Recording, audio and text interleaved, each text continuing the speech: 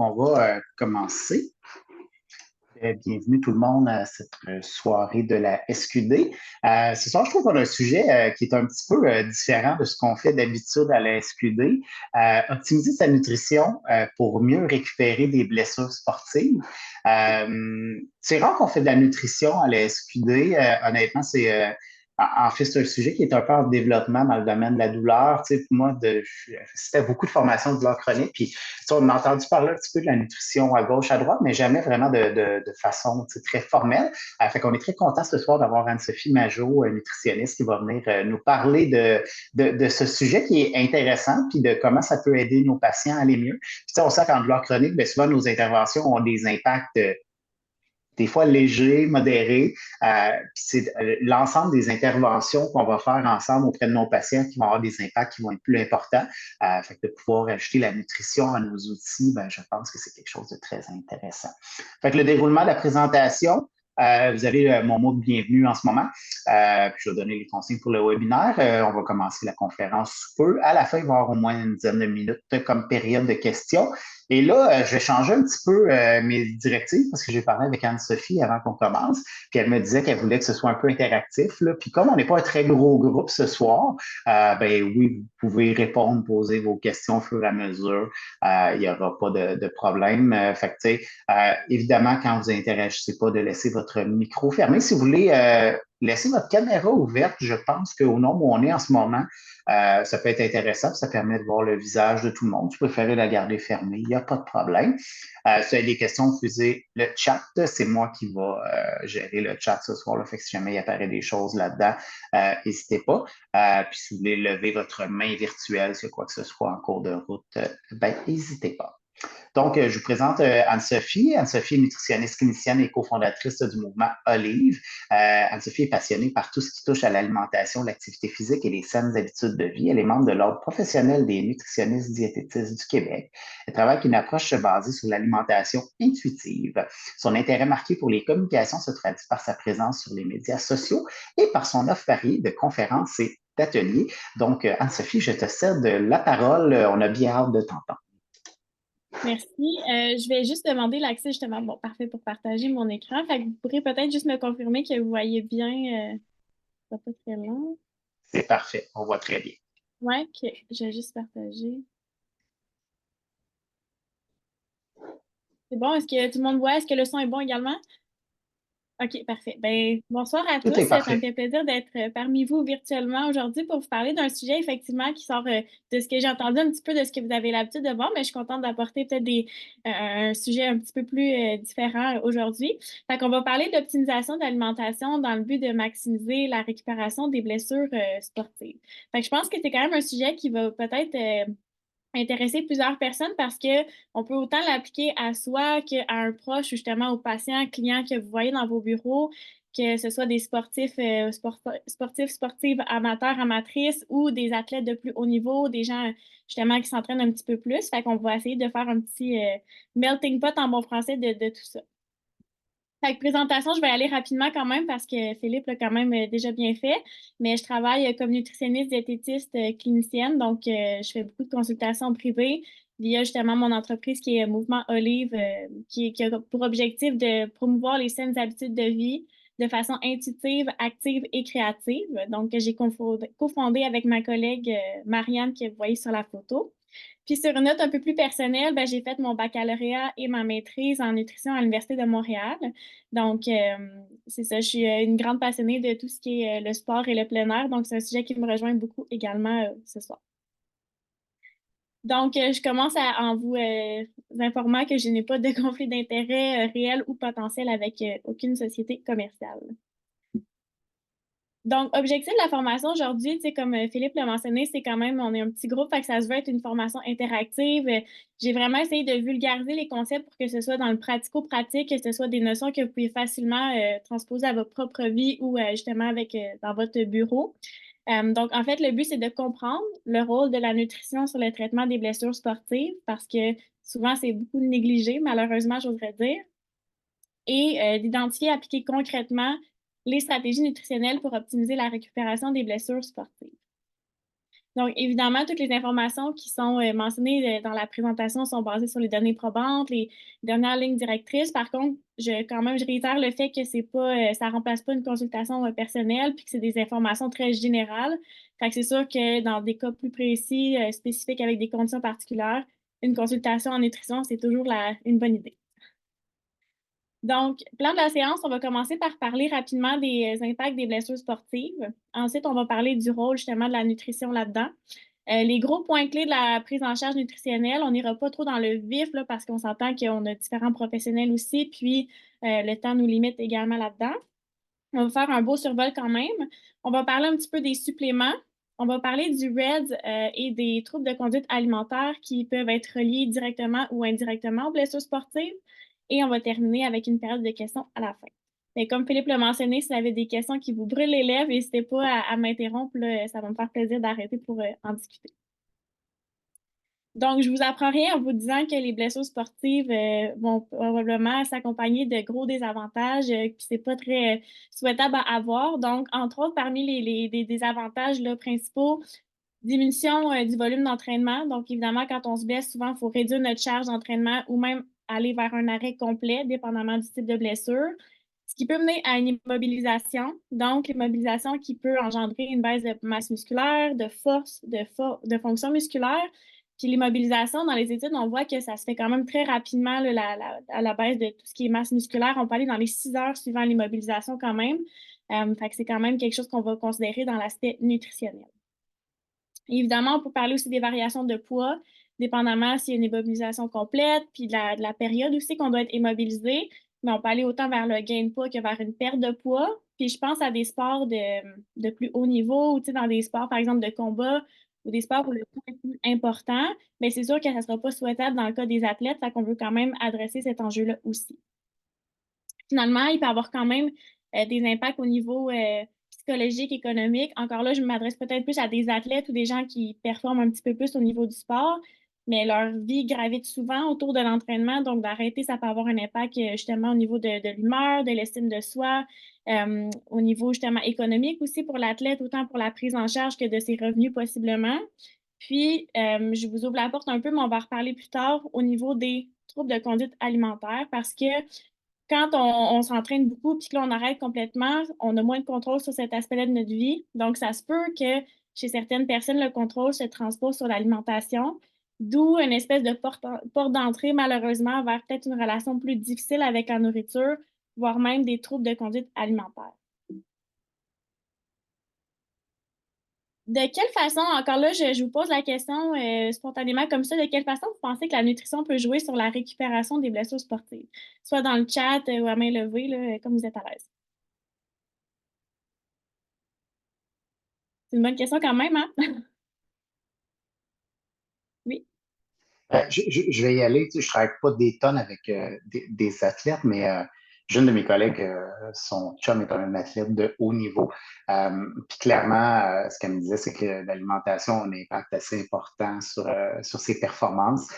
Puis même l'alcool, en fait, elle disait que pendant sa saison de sport, c'est zéro. Là, tu sais, c'est comme aucune consommation pour être sûr de récupérer puis d'aller mieux. Puis bon, tu sais, là, mes connaissances limitées en nutrition sont probablement l'impact sur l'inflammation, sur la guérison des tissus, d'optimiser tout ça, mais je pense que on est là pour apprendre ça ce soir. Effectivement, ben, c'est des bonnes pistes de réflexion. Effectivement, est-ce qu'il y en a d'autres qui veulent s'essayer? Non, bon, on va le découvrir ensemble un petit peu. Fait en fait, tu sais, quand on pense à la guérison des blessures sportives, peut-être que je suis pas la seule, mais souvent on pense à qu'on met du chaud, on met du froid, est-ce qu'on va en physiothérapie, de la thérapie manuelle, des massages. Mais on dirait que la nutrition ne vient pas nécessairement dans nos premières idées. Puis pourtant, ça peut avoir quand même un gros impact. Tu sais, les nouvelles études, là, on le voit un petit peu plus que ça encourage une prise en charge nutritionnelle qui peut vraiment favoriser une meilleure guérison. Fait entre autres, on parle de réduire le temps de guérison, justement diminuer la perte musculaire, diminuer la perte de masse grasse, réduire la douleur aussi, diminuer la perte de densité osseuse, puis améliorer la fonction des tendons. C'est les principales fonctions de la nutrition. Puis à savoir, là, on n'ira pas dans le détail encore là, mais souvent, quand on parle de blessure, on parle de 2 stades. Donc, le stade 1 qui est plutôt au niveau de l'inflammation, justement, où là, il y a la réparation des cellules endommagées. Puis on a le stade 2 qui est plus au niveau de la réhabilitation, de l'hypertrophie, où on va recommencer possiblement à bouger un petit peu. Mais pourquoi je ne ferai pas la distinction, c'est que grosso modo, les recommandations nutritionnelles sont pas mal les mêmes dans ces deux stades-là, mais c'était juste pour vous le mentionner d'emblée. Fait que les points clés de la prise en charge nutritionnelle, on va parler des macronutriments, des micronutriments, de l'énergie de façon générale, puis on va parler un petit peu de l'hydratation également. Donc, si on commence avec les macronutriments, je vais faire un petit rappel quand même pour qu'on soit tous sur la même base parce que ça peut être des notions que vous avez vues il y a longtemps ou peut-être que vous êtes moins familière avec ça. Fait en gros, les trois macronutriments, on a les glucides, les protéines et les lipides. Fait que les glucides, c'est la grande famille des sucres. Ça peut être des sucres simples ou des sucres complexes. Donc, on peut en retrouver dans les fruits, dans les produits céréaliers, pâtes, pain, etc. Ou ça peut être des sucres plus raffinés comme le sucre blanc, le miel, sirop d'érable, bonbons, etc. En gros, la fonction des glucides, c'est principalement de nous donner de l'énergie. Nous, justement, pour un peu alimenter les performances sportives. Les protéines, en général, sont un petit peu plus connues, là, tout ce qui est viande, volaille, poisson, tofu, légumineuses, etc. Les protéines jouent plusieurs rôles là, dans notre corps, dont, entre autres, nous procurer un effet de satiété, peuvent être convertis en énergie dans certains cas, le transport, fonction enzymatique, etc. Puis les lipides, c'est les gras, donc les matières grasses qu'on retrouve à plusieurs endroits, dont dans les protéines animales, tout ce qui est justement la viande rouge, ça peut être aussi le poisson, mais les protéines aussi ou plus d'origine végétale comme les avocats, noix, graines, etc. Donc, cela étant dit, j'aimerais tester vos connaissances. Il n'y a pas de mauvaise réponse, juste pour voir un petit peu, là, vous faire un petit quiz. Je vous montre une journée typique dans une assiette peut-être là, d'une personne nord-américaine, peut-être un peu plus. Disons, on prend un déjeuner ou deux toasts avec de la confiture d'orange. On y va avec un dîner, une belle grosse salade remplie de légumes. Puis au souper, on y va avec des pâtes sauce tomate avec du fromage sur le dessus. Avez-vous une idée, ce serait quoi le point commun de ces trois repas-là?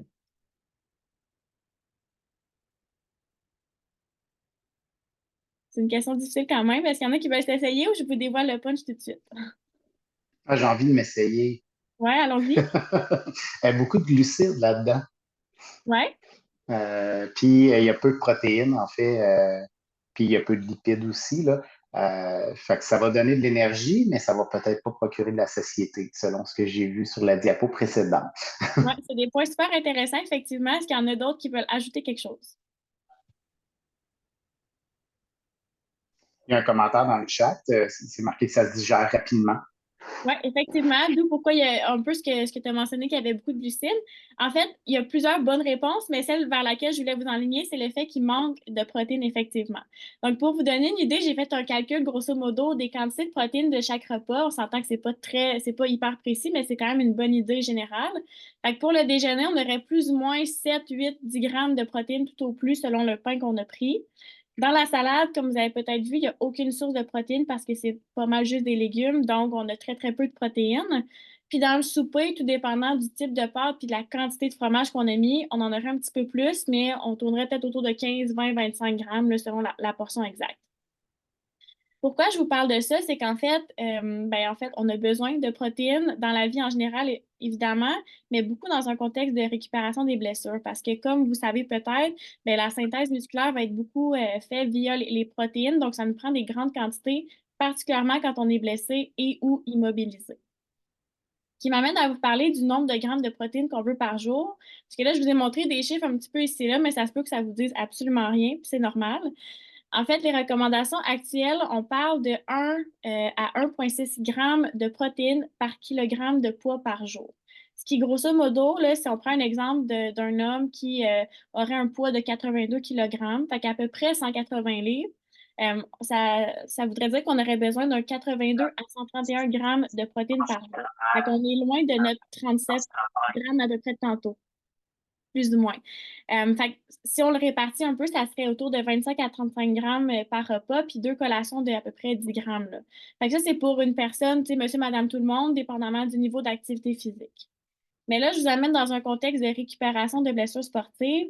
Les données parlent un petit peu plus, là, vous allez voir que c'est énorme, là. On parle de 2 à 2,5 grammes de protéines par kilogramme de poids par jour. Fait que c'est le double et même plus.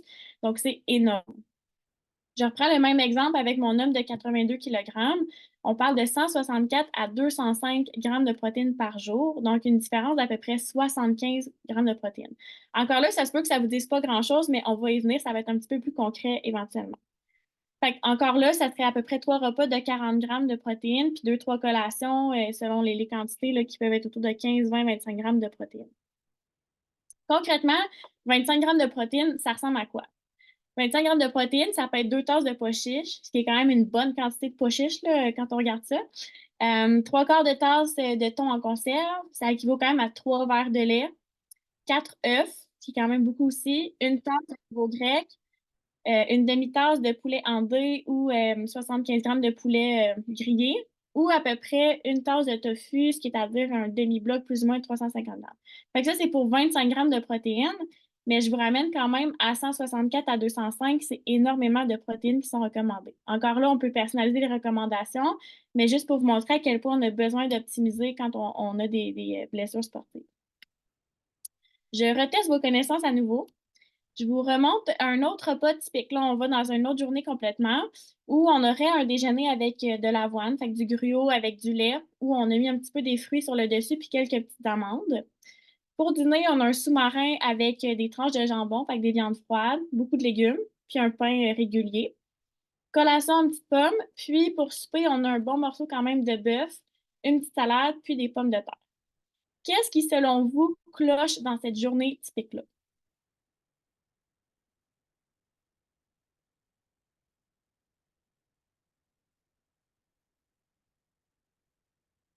Est-ce qu'on a des pistes de réponse? C'est un peu plus difficile que la première quand même.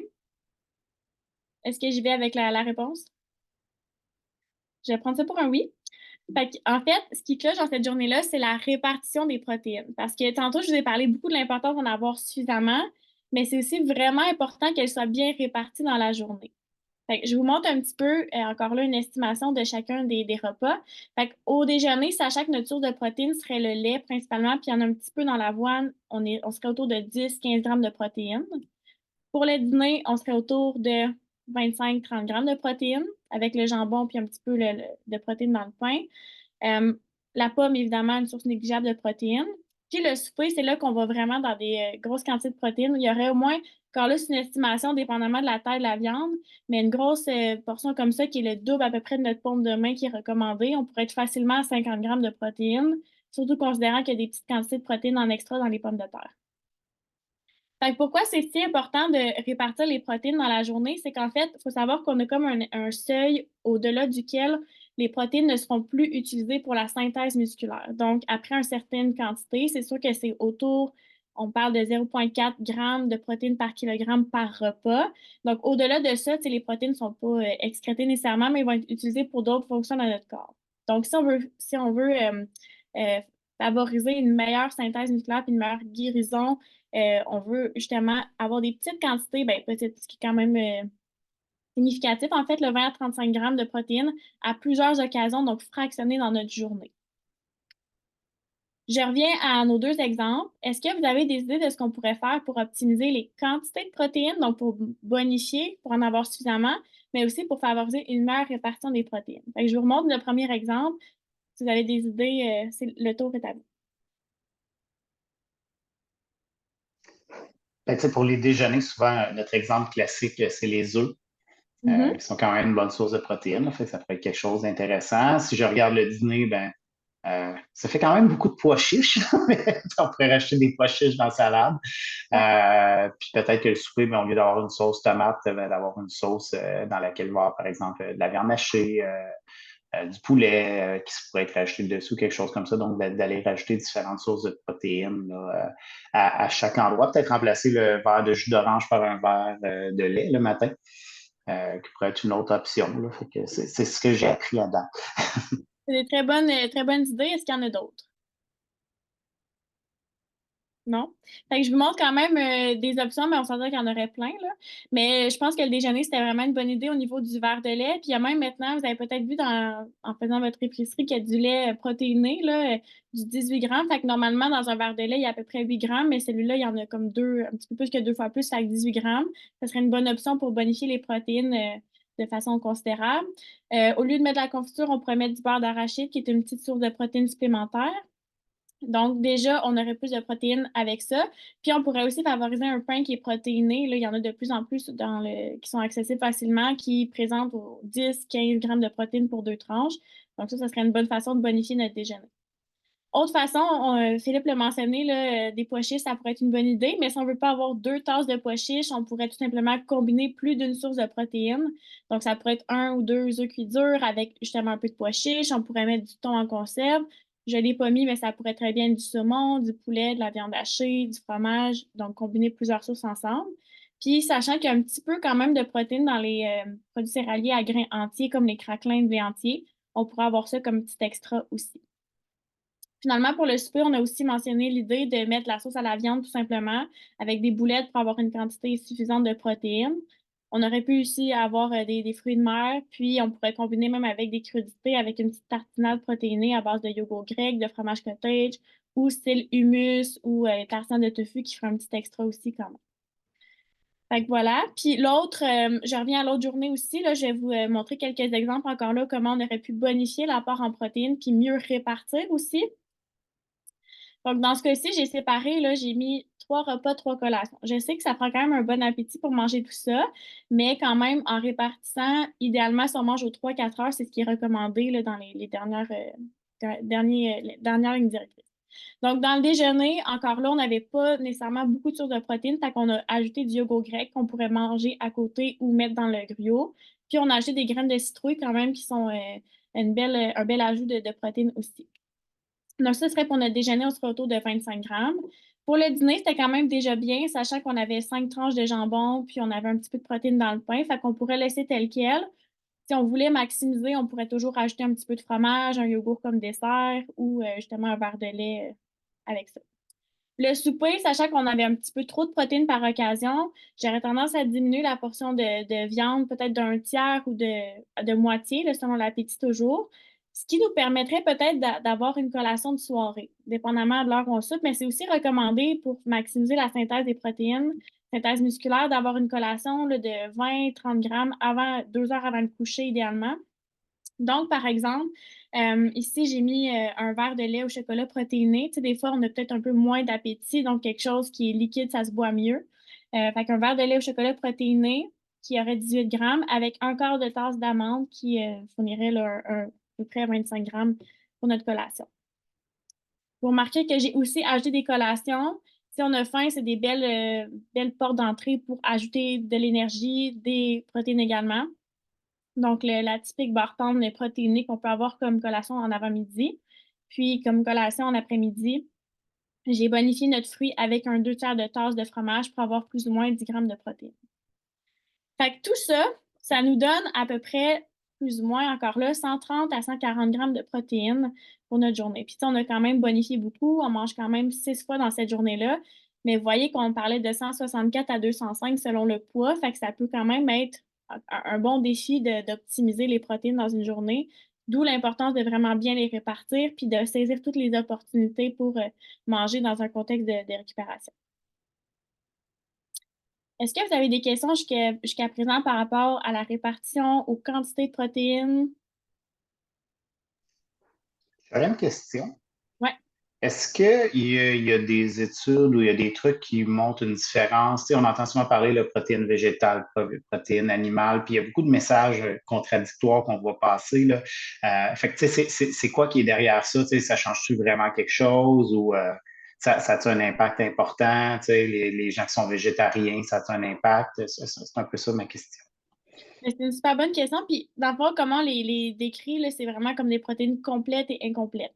C'est vrai que dans la plupart des protéines d'origine végétale, on dit qu'elles sont incomplètes. Ce qu'on veut dire par incomplète, c'est qu'il n'y a pas tous les acides aminés essentiels dans un produit végétal, donc toutes celles qu'on a besoin. Par contre, c'est facile de faire des combinaisons qui vont nous permettre d'aller chercher tous les acides aminés.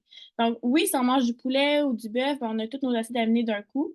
Mais si on mange des pois chiches puis qu'on combine avec un grain céréalier qui contient aussi d'autres acides aminés, comme un couscous aux pois chiches ou des pâtes avec du tofu ou des choses comme ça, on va aller faire cette combinaison-là puis créer une protéine complète. Donc, les acides aminés vont se remanier un petit peu comme un collier de perles. Moi, c'est comme ça que je l'imagine, ou comme un mur de briques qui vont s'assembler ensemble pour créer des protéines complètes. Fait qu'il faut juste s'assurer d'avoir à la fois des produits céréaliers et des protéines végétales dans la même journée pour pallier à ça, au fait que ce soit incomplet.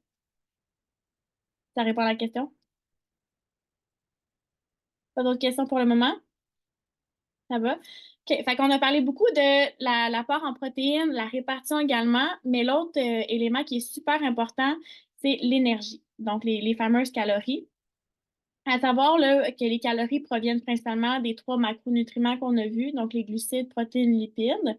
Donc, dans un contexte encore là de récupération de blessures sportives, c'est très, très important d'avoir assez de calories, donc assez d'énergie pour bien récupérer. Parce que quand on est en déficit, donc notre balance énergétique, elle est négative, ou on dépense plus de calories qu'on consomme, une des premières choses qui va être limitée dans le corps, c'est la synthèse musculaire. Donc, c'est ce qu'on veut éviter pour justement favoriser une meilleure guérison puis éviter de perdre la force musculaire aussi.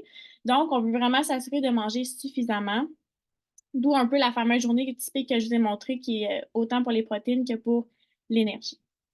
On pourrait avoir tendance à croire que si on est blessé puis qu'on bouge moins ou qu'on bouge pas du tout, même qu'on doit diminuer, manger moins. Par contre, oui, c'est vrai que notre dépense énergétique risque d'être moindre parce qu'on fait moins d'exercice. Donc, l'activité physique ne va pas créer une dépense énergétique supplémentaire. Mais d'un autre côté, nos besoins sont augmentés parce qu'on a de l'inflammation, parce qu'on a des tissus à guérir, justement. Donc, dans les études, on voit qu'on peut aller jusqu'à 20 de besoins énergétiques supplémentaires dans un contexte de guérison. Donc, il faut quand même manger suffisamment pour guérir plus rapidement, bref. Puis, tu sais, c'est bien beau, là, tout ça, je vous parle de ça de façon très théorique, de OK, tant de protéines, tant de consommation, mais on s'entend qu'il peut y avoir quand même des défis avec ça. Tu sais, si une personne, par exemple, est immobilisée puis elle vit seule, ça peut être vraiment difficile de se cuisiner des plats qui sont nutritifs, d'avoir assez de protéines. Il peut y avoir aussi d'autres enjeux comme la douleur qui peut masquer la faim, qui peut brouiller un peu les signaux d'appétit. Tu sais, je pense à une commotion cérébrale nécessairement que peut-être on va avoir de la médication, peut-être qu'on va avoir des nausées, des enjeux autres qui vont limiter l'apport énergétique qu'on va prendre. On a peut-être des enjeux de digestion aussi qui peuvent limiter. Fait que ça reste quand même un défi de tout jumeler ça ensemble. Donc, pour favoriser encore là des apports protéino-énergétiques, donc de protéines et d'énergie le plus possible, il y a différents trucs qu'on peut utiliser, entre autres de manger le plus souvent possible, donc le fameux 3 à 4 heures que je mentionnais tantôt. Les calories liquides, ça peut être une bonne façon de quand même booster, là, en bon français encore, de nos protéines et notre énergie. Par exemple, des smoothies où on peut souvent consommer des plus grandes quantités d'aliments sous forme liquide ou quand on a moins d'appétit, ça peut être plus facile aussi à boire. Le lait protéiné qu'on a parlé, qu'il soit normal ou au chocolat. Le jus aussi, c'est pas une source de protéines, on s'entend, mais ça peut quand même bonifier l'apport calorique aussi. Fait que différents types de breuvages peuvent quand même être un bon outil. Sinon, tout ce qui est trempette, sauce, vinaigrette, on va pouvoir prioriser aussi les matières grasses, donc qui sont un peu plus, qui apportent plus de calories que les protéines et les glucides. Donc, de ne pas hésiter quand même à peut-être doubler les quantités d'huile dans la cuisson, dans les vinaigrettes, de prendre plus de sauce que d'habitude aussi. C'est des petits trucs qui peuvent augmenter l'apport énergétique. Les collations aussi qui sont très utiles, comme on a vu tantôt, pour mieux répartir l'énergie dans la journée, puis les protéines également. Puis de prioriser les aliments qui sont à haute densité énergétique. Donc, je pense entre autres aux noix, au beurre de noix, tout ce qui est graines, noix, graines de chanvre, c'est-à-dire graines de chia, graines de lin, qu'on peut saupoudrer un petit peu partout. Ça peut être tous les produits laitiers qui sont gras, donc viser par exemple un yogourt grec à 9 du lait 3,25 des choses comme ça, des avocats, etc. C'est des aliments qui sont à haute densité énergétique. Donc, si on a moins d'appétit, on peut quand même prendre des aliments plus caloriques, en fait. Petit mot sur, justement, on en a parlé d'entrée de jeu sur l'alcool, la caféine. C'est sûr que l'alcool, c'est pas nécessairement recommandé dans un contexte de guérison, surtout si on a de la médication qui est mélangée avec ça. Elle peut diminuer la vitesse de guérison, notamment par la réduction du processus inflammatoire, qui est quand même important dans les blessures. Puis l'alcool peut avoir un impact sur le sommeil aussi. Fait que c'est une espèce de cercle vicieux où si on boit de l'alcool, on dort peut-être moins bien, le sommeil est moins récupérateur et on récupère moins vite de notre blessure sportive également. Un peu similaire pour la caféine. Encore là, c'est pas nécessairement de tout couper la caféine, c'est juste d'être conscient de la consommation parce que la caféine peut avoir un impact sur nos signaux de faim-satiété. Des fois, quand on boit un café, on dirait que ça masque l'appétit, donc ça peut jouer au fait d'atteindre nos cibles en termes d'énergie, de calories. Puis ça peut avoir encore là, dépendamment du moment puis de notre tolérance, mais un impact sur le sommeil qui, comme je disais, peut jouer sur les blessures, également la récupération. Petit mot sur les suppléments. J'irai pas en détail parce que c'est un vaste monde, les suppléments. Puis encore là, il y a beaucoup de données qui sont manquantes dans la littérature. Mais grosso modo, il y a quelques suppléments qui reviennent un petit peu plus souvent dans un contexte de nutrition sportive, un peu aussi dans le cadre des blessures. Créatine, qu'on entend parler peut-être dans un contexte de gain de masse musculaire surtout.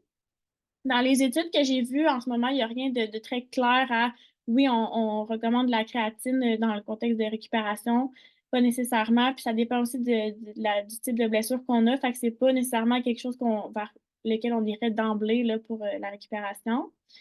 Vitamine D, ça peut-être que vous savez, mais c'est la vitamine soleil. Fait qu'en fait, beaucoup de Canadiens sont en carence de vitamine D durant la période hivernale, donc à peu près là, de octobre à avril, plus ou moins.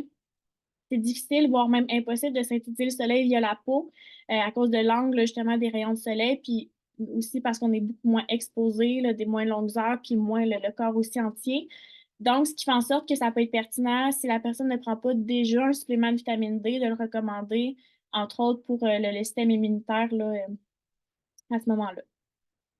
Vitamine C, si on mange de façon équilibrée des fruits, des légumes, qu'on mange colorés, variés, il n'y a pas nécessairement d'indication à supplémenter en vitamine C.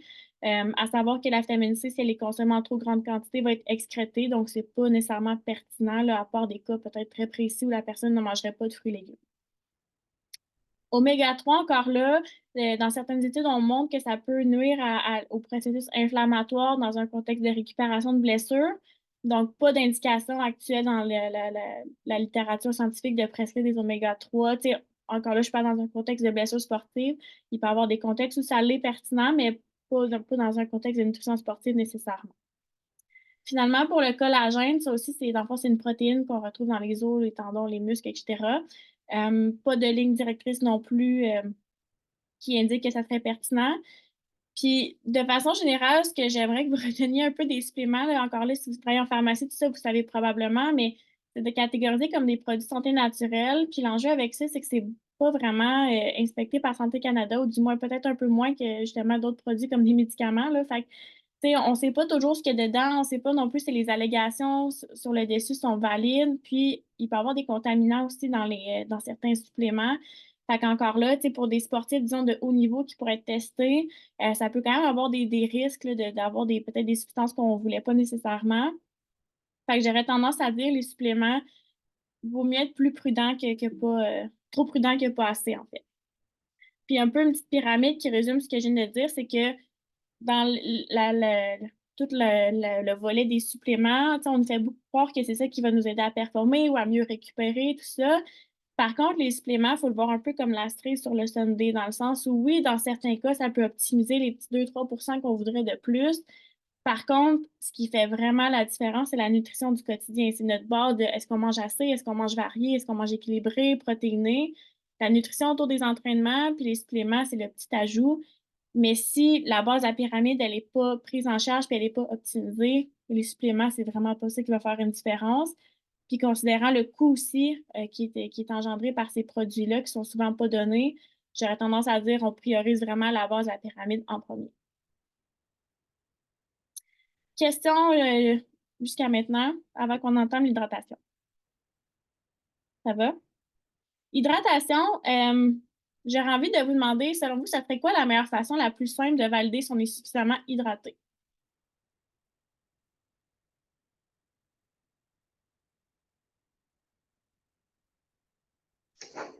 Je vais me lancer. Ouais. La couleur du pipi. Exactement.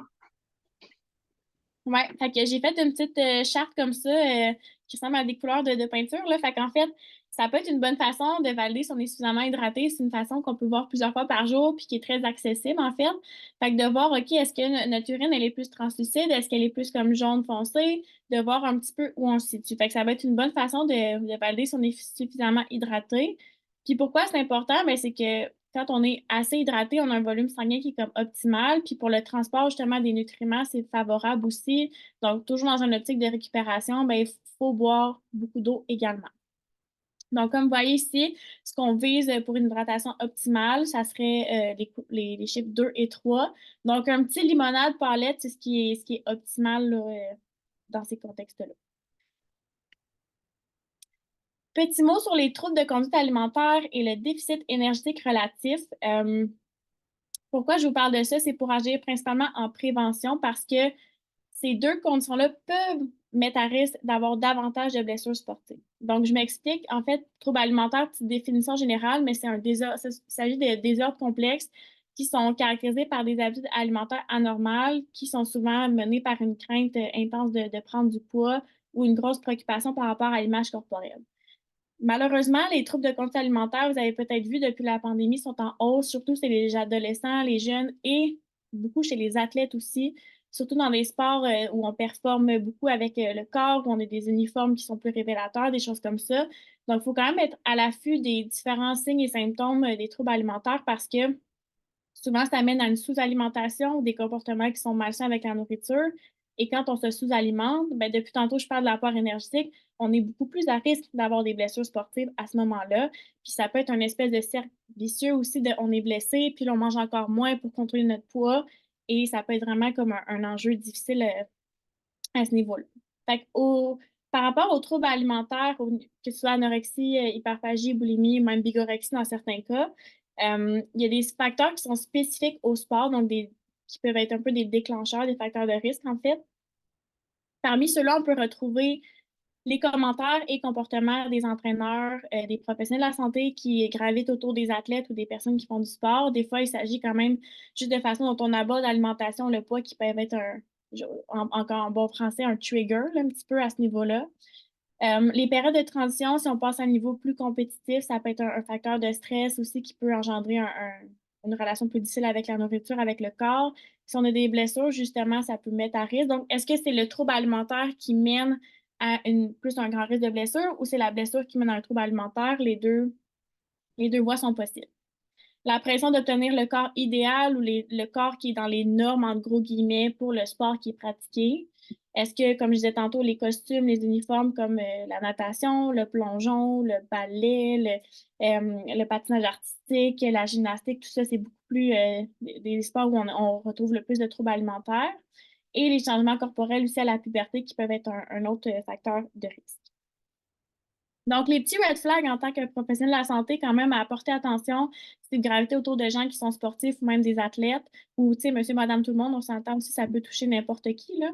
Mais d'avoir une préoccupation qui est marquée sur le poids, de sentir qu'il y a une restriction au niveau des repas, des apports énergétiques, des collations, de manger moins souvent, des plus petites portions, de sauter des repas aussi, ça peut être quand même des choses à évaluer. D'avoir des prétextes, là, je pense peut-être plus à des enfants ou des adolescents, mais est-ce qu'on prétexte souvent de ne pas avoir faim, d'avoir mangé plus tôt, d'avoir mal au ventre, de ne pas aimer ce qui est servi? Ça peut être des façons quand même de se restreindre un peu indirectement. Au niveau de l'attitude, est-ce qu'on sent que la personne est plus irritable? Est-ce qu'elle s'isole? Est-ce qu'elle a un changement d'humeur, plus dépressive? Ça peut être aussi un signe. Est-ce qu'on remarque un changement de poids, que ce soit une augmentation, une diminution? Là, tu sais, quand même, petite précision que les troubles alimentaires, ça peut arriver à n'importe quel poids aussi. Puis, on a peut-être en tête, tu sais, l'espèce de préjugé ou l'image de quelqu'un qui est très rachitique, mais c'est pas nécessairement ça, là. Puis aussi, est-ce qu'il y a des comportements compensatoires? Est-ce qu'on voit qu'il y a un surentraînement? Est-ce qu'on voit qu'il y a des compulsions suivies de sauts de repas? Est-ce que justement, on voit que la personne peut prendre des laxatifs ou des choses comme ça dans le but de compenser? Maintenant, je vous parle du RED. Ça, c'est un syndrome qui est un petit peu moins connu. En fait, c'est le déficit énergétique relatif qui décrit en fait un ensemble de problèmes de santé puis une baisse de performance athlétique qui survient quand les athlètes ne consomment pas suffisamment d'énergie. Ça peut arriver pour n'importe quel athlète dans n'importe quel sport. C'est un petit peu plus prévalent chez les femmes. Par contre, c'est vraiment là dans tous les sports, puis c'est de plus en plus connu, heureusement, parce que encore là, un peu dans le même principe que les troubles alimentaires, est-ce que le REDS, dans le fond, le fait de ne pas consommer suffisamment d'énergie mène aux blessures, ou est-ce qu'on se blesse parce que justement, puis là, après ça, on consomme moins d'énergie, c'est un peu la poule ou l'œuf, là. Mais tout ça pour dire qu'il faut quand même être à l'affût de ce syndrome-là, qui peut vraiment causer des fractures de stress ou d'autres types de blessures sportives aussi. Donc, les symptômes du REDS, en fait, ça peut être autant de la fatigue que d'avoir souvent froid, difficulté à se concentrer, irritabilité, dépression, une perte de poids qui est rapide. Est-ce qu'on a des enjeux au niveau du cycle menstruel, des cycles irréguliers, même de l'aménorrhée, une baisse de libido, perte de cheveux? Fait que vous voyez que ça peut être quand même des signes et symptômes qui retouchent un peu les troubles de conduite alimentaire aussi, là. Mais sachez qu'un REDS peut quand même être, je le dis en gros guillemets, mais involontaire, dans le sens que l'athlète ne peut être pas conscient puis qu'il restreint ses apports, mais pas à cause d'un trouble alimentaire nécessairement, mais juste parce qu'il est mal encadré ou il n'y a pas assez de connaissances ou de justement de support là-dedans. Puis les impacts du RED, encore là, ça peut être tout ce qui est, bon, les troubles de l'humeur, dépression, avoir un jugement altéré, diminution des réponses à l'entraînement aussi. L'athlète s'entraîne super fort, puis finalement, il n'y a pas tant les résultats escomptés. Diminution de la coordination, augmentation du risque de blessure aussi, force musculaire qui est diminuée, diminution de la performance en endurance, puis la diminution des réserves de glycogène qui éventuellement peut aussi mener à une moins bonne performance. Donc, même chose un petit peu, est-ce que le RED peut mener au TCA ou le TCA peut mener au RED? C'est quand même difficile de déterminer, mais il faut quand même être à l'affût des deux situations puis de porter vraiment attention aux signes et symptômes, autant en prévention que pour justement dans un cas de traitement là, pour maximiser la guérison. Donc, en gros, ce que vous avez à retenir, j'ai simplifié ça là, vraiment de façon générale, mais dans un contexte de récupération des blessures sportives, on veut manger assez, donc rencontrer nos besoins énergétiques, manger souvent pour mieux répartir l'énergie, les protéines également, manger varié pour aller chercher un petit peu des nutriments un peu partout, manger coloré, un peu la même chose pour aller chercher différentes vitamines, minéraux, différents nutriments, manger protéiné, donc vraiment miser sur les protéines pour favoriser une meilleure synthèse musculaire, et finalement, boire beaucoup d'eau. Donc, ça fait pas mal le tour pour les différents points. Donc, je vous remercie pour votre attention. J'espère que vous allez pouvoir appliquer concrètement certains petits trucs que je vous ai mentionnés au fil de la conférence.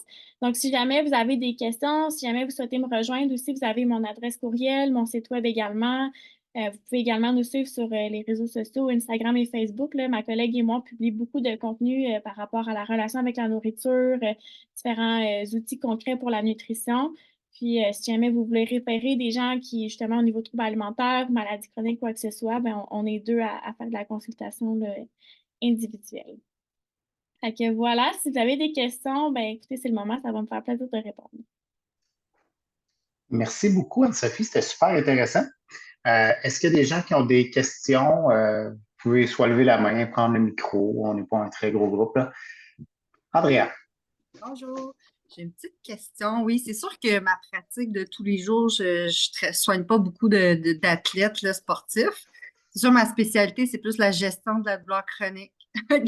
C'est sûr, c'est une autre branche là, complètement de ton sujet.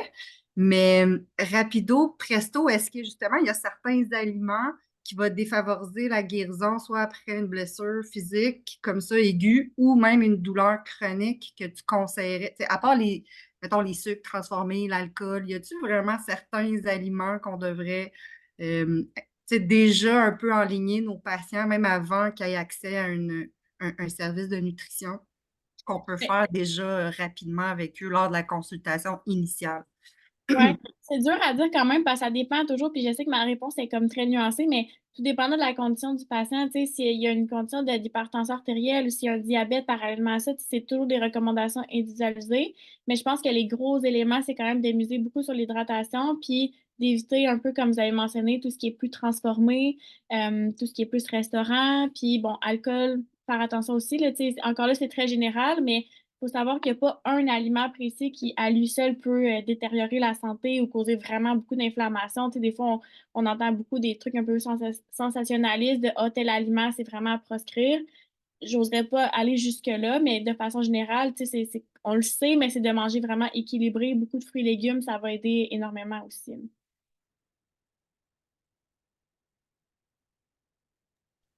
C'est sûr que je suis 100% d'accord avec toi, mais tu sais, nos patients qu'on traite en clinique de la douleur sont souvent en invalidité, sur le chômage, sur l'aide sociale. Donc, c'est sûr, ils vont tout le temps nous sortir, oui, mais j'ai pas les moyens de me payer des fruits et légumes colorés avec toutes ces Mhm. bactéries, etc. Fait qu'ils vont souvent aller ce qu'ils sont capables de se payer. Mais je suis 100% avec, 100% d'accord là, avec toi.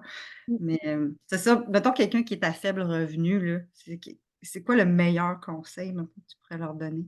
Ouais, j'avoue que c'est un enjeu, là, tu sais, c'est beau ces recommandations-là, mais j'avoue que c'est pas applicable pour tous. Mais il y a quand même des ressources sur Internet, tu sais, comme la Fondation Holo, qui propose beaucoup de ressources pour bien manger à petit prix. Ça, je trouve que c'est vraiment pertinent comme documentation. Il y a l'Association des fruits et légumes aussi qui souvent vont publier à chaque semaine qu'est-ce qu'on peut acheter. Souvent, c'est quand c'est astronomique de portions de fruits et légumes avec 20 $. Fait que ça, c'est des astuces. C'est beaucoup regarder les circulaires aussi. Évidemment, c'est un bon truc pour les fruits et légumes, acheter des fruits et légumes en saison. Puis sinon, tu sais, les options congelées, les options en conserve sont beaucoup moins chères, puis c'est quand même mieux que rien aussi, là. Fait que, tu sais, d'y aller avec ça, je pense que c'est quand même une bonne base aussi. Puis prioriser les aliments qui sont nutritifs à faible coût, comme les poissons en conserve, les œufs, certains produits laitiers qui sont un petit peu moins dispendieux.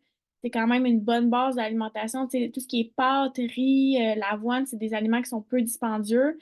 Oui, je comprends qu'il faut quand même des habiletés culinaires pour les apprêter, là. Ça, c'est un autre défi.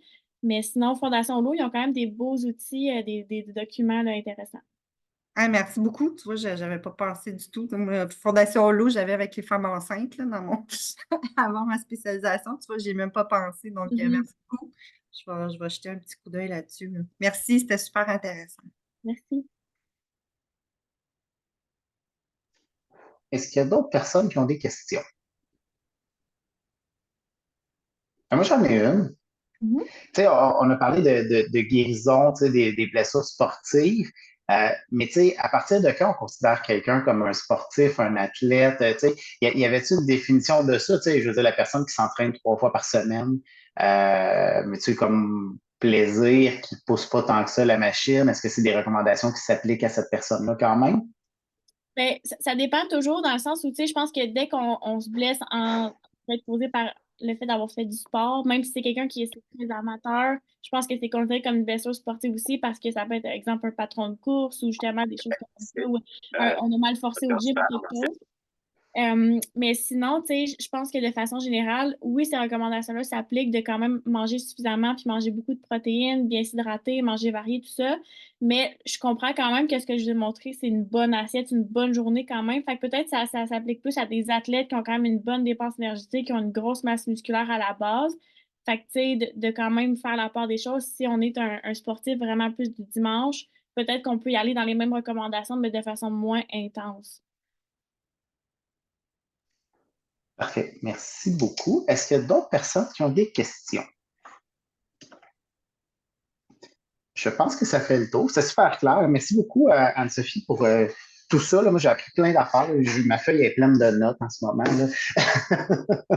C'est super, super intéressant. Tu sais, moi, ce que je retiens de tout ça, c'est de porter attention aux sportifs qui se blessent. Moi, je travaille principalement à Bloc mais je travaille aussi en première ligne. Fait que j'envoie des sportifs qui se blessent là, sur le naproxène. Là, puis comme pharmacien, évidemment, là, ou sur le Celebrex, en tout cas, peu importe la marque de votre anti-inflammatoire préféré. Euh, c'est pas un conseil que j'avais tendance à te donner d'aller dire, as-tu pensé à regarder ton alimentation pour favoriser ta guérison? Fait que là, ça vient au moins d'allumer cette petite cloche-là dans ma tête. J'espère que ça va allumer pour d'autres personnes qui vont pouvoir voir ces patients-là. L'autre chose aussi que je trouve intéressant, puis ça va être mon dernier point avant de faire la conclusion, il y a beaucoup de messages contradictoires en nutrition. Puis quand on suit les réseaux sociaux, là, oh my God, qu'on se fait bombarder de 1 million d'affaires, puis de trucs. Là, à un moment donné, même comme professionnel de la santé, des fois, on devient un peu mêlé, puis un peu confus. Fait que merci, ça a comme enlevé un peu. Moi, j'appelle ça du bruit. Là, tu sais, il y a toujours un bruit de fond avec un paquet d'affaires. Puis là, il y a tellement de bruit de fond que tu ne comprends plus la conversation principale. Fait que c'est un peu ça qu'on voulait faire ce soir aussi, de ramener ça vers la conversation principale, de pouvoir parler de ça. Là, puis je pense que ça a été super bien fait. Là, fait que je te remercie. Félicitations aussi pour la belle conférence. Là. Je pense que les gens qui sont là ont très apprécié. Et je pense que nos membres qui vont pouvoir le voir en différé vont aussi beaucoup apprécier. Je vais juste arrêter ton partage et je vais faire le mien pour ma petite conclusion. Je ne partage pas la bonne affaire. Vous voyez quoi? Voyez-vous mon Facebook en ce moment? Je pense que c'est pas On ça voit que le je share. adhérer Non, à OK. la... Ouais. OK, c'est bon, j'ai partagé la bonne affaire. J'ai comme deux écrans, puis mon écran, c'est mon Facebook qui est apparu parce que je suis allé voir ta page Facebook que tu mentionnais pendant la conférence. Voilà. Fait que je vous rappelle qu'adhérer à la SQD, c'est de favoriser la multilatéralité dans les cliniques de douleur, favoriser la formation continue, aider à créer des curriculums de formation. Donc, s'il y a des gens que vous connaissez qui veulent adhérer, vous avez le lien qui est présent là. Ce que je trouve qui est la force de notre association, c'est d'être un mouvement qui est multi- et interdisciplinaire. Donc, ce soir, je connais quelques personnes, donc je sais qu'on a plusieurs professions qui sont là. Puis de faire de la formation et de profiter de l'expertise de tous les gens, ça nous permet de devenir des meilleurs cliniciens. Fait que je pense que c'est aussi ça notre force à la SQD. Moi aussi, je fais mon petit message de nous suivre sur nos réseaux sociaux. Donc, si vous ne suivez pas déjà sur Facebook. Et maintenant, on n'est plus sur X parce que il n'y a personne qui nous aimait sur X.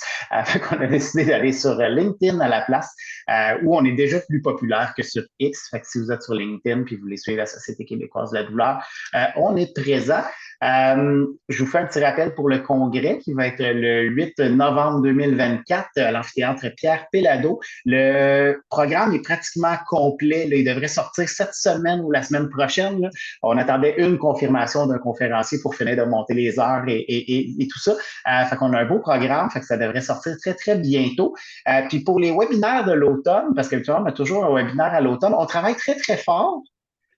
Puis là, je vais me scooper un petit peu. J'espère que ça va marcher. Ou puis je reviendrai sur mes paroles. Dirait le président, il dit pas les vraies affaires. On devra avoir des webinaires à chaque mois maintenant. Parce qu'on est en train de travailler une entente avec la Société française d'études et de traitement de la douleur pour avoir des webinaires combinés France-Québec. Fait que ça va nous permettre d'apporter un point de vue aussi différent. Fait qu'on travaille là-dessus. Je vous fais pas de promesses, mais à date, ça a l'air de bien regarder pour septembre. Fait que c'est pour ça qu'on n'a pas encore annoncé nos webinaires septembre, parce que ça devrait être septembre, octobre, novembre, décembre, janvier, février, mars, avril, puis on va prendre des pauses juste à l'été, parce qu'on a droit à des vacances pour vrai. Fait qu'on va être capable d'offrir probablement plus de choses. Fait que c'est ma petite nouveauté webinaire là, qui s'en vient. Fait que je peux pas vous donner tous les détails parce qu'il reste encore des petites choses à peaufiner là-dessus. Fait que sinon, je vous remercie d'avoir été présent. C'est toujours très agréable de se rencontrer, de pouvoir voir les gens qui sont membres de la SQD aussi. Je connais pas tout le monde, mais j'ambitionne de connaître tout le monde éventuellement un jour. Fait que venez me voir, viendrez au congrès, viendrez me jaser. Ça me fait plaisir de connaître les membres de la SQD. C'est ça qui fait notre force d'avoir un membership de plein de professions. Puis sur ça, je vous souhaite une bonne soirée. Il reste encore une petite heure de soleil si vous allez marcher. Il fait frais aujourd'hui, c'est agréable pour aller à l'extérieur. Puis sinon, bonne soirée tout le monde et à la prochaine. Merci beaucoup, c'est très intéressant. Merci, bonne Merci, soirée. bonne soirée à tous.